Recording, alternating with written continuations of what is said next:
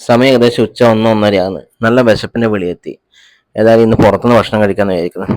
ഇന്ന് ഏതായാലും ബിരിയാണി കഴിക്കാൻ വേണ്ടിയിട്ടാണ് തീരുമാനിച്ചത്. അതുകൊണ്ട് ബിരിയാണി കഴിക്കാൻ നമ്മൾ ഇന്ന് പോകുന്നത് റഹ്മാനി ഹോട്ടലിലെ. റഹ്മാനി ഹോട്ടൽ എന്ന് വെച്ചാൽ നമ്മളെ എറണാകുളത്ത് പെൻഡാമേനക ഉള്ള മറൈൻ ഡ്രൈവിന്റെ അടുത്തുള്ള അവിടത്തേക്കാണ് പോകുന്നത്. അവിടുത്തെ ബിരിയാണി അത്യാവശ്യം കുഴപ്പമില്ലാതെ ബിരിയാണിയാണ് കിട്ടും. അതുകൊണ്ട് ഇന്നത്തെ പോക്ക് അങ്ങോട്ടേക്കാണ്.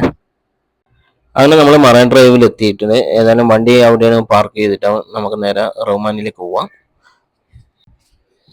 അങ്ങനെ നമ്മൾ ഹോട്ടലിൽ എത്തിയിട്ടുണ്ട്.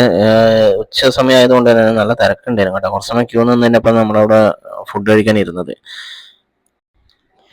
അങ്ങനെ ഫസ്റ്റ് വെള്ളം വന്നിട്ടുണ്ട്. വെള്ളം ശേഷം ബിരിയാണിന്റെ സലാഡും കാര്യങ്ങളും വന്നിട്ടുണ്ട്. അങ്ങനെ ബിരിയാണി എത്തി കേട്ടോ. വലിയൊരു ചെമ്പിൻ്റെ തന്നെ അവർ കൊണ്ടുവച്ചിട്ടുണ്ട് ബിരിയാണി.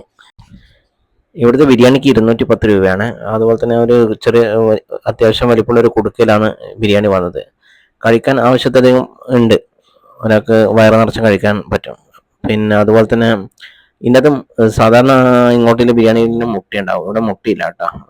രണ്ട് ചിക്കൻ്റെ പീസാണ്. ഇവിടുത്തെ ചിക്കൻ്റെ പീസ് വെച്ചാൽ അതാണ് ഇവിടുത്തെ പ്രത്യേകത. അധികം മസാലയൊന്നും ഇല്ലാതെ ചിക്കൻ്റെ പീസുകളാണ് ഇവിടുത്തേത്. ബിരിയാണിക്കും അധികം മസാലയില്ല. പിന്നെ ഈ ചിക്കനില്ലേ നല്ലോണം ഈ എല്ലും നല്ല വൃത്തിക്ക് ഇളകി വരുന്നുണ്ട്. അതൊന്ന് നല്ല ചിക്കൻ്റെ പീസെല്ലാം തന്നെ ഭയങ്കര സോഫ്റ്റ് ആണ്. കണ്ട എല്ല് നല്ലോണം കണ്ട ഇളകി വരുന്നുണ്ട്. എനിക്ക് തോന്നുന്നു ആദ്യം ഇവരൊന്ന് ജസ്റ്റ് ഒരു പ്രാവശ്യം ഒന്ന് പുഴുങ്ങിയെടുത്ത ശേഷം ഒന്ന് റോസ്റ്റ് പിന്നെ ഒന്ന് ഫ്രൈ ചെയ്യുന്നതാണ്. അതുകൊണ്ടാണ് ഇത്ര സോഫ്റ്റ് ആയിട്ട് വരുന്നതെന്ന് എനിക്ക് തോന്നുന്നത്. പിന്നെ ഒരു ഈത്തപ്പഴ അച്ചാറും പിന്നെ സലാഡും പിന്നെ ഉള്ളത് വെച്ച് നാരങ്ങ അച്ചാറുമാണ്. ബിരിയാണിയിൽ അധികം മസാല ഇല്ലാത്തതുകൊണ്ട് തന്നെ നമുക്ക് അത്യാവശ്യം പെട്ടെന്ന് കഴിച്ചാലും അധികം മടുപ്പ് വരില്ല.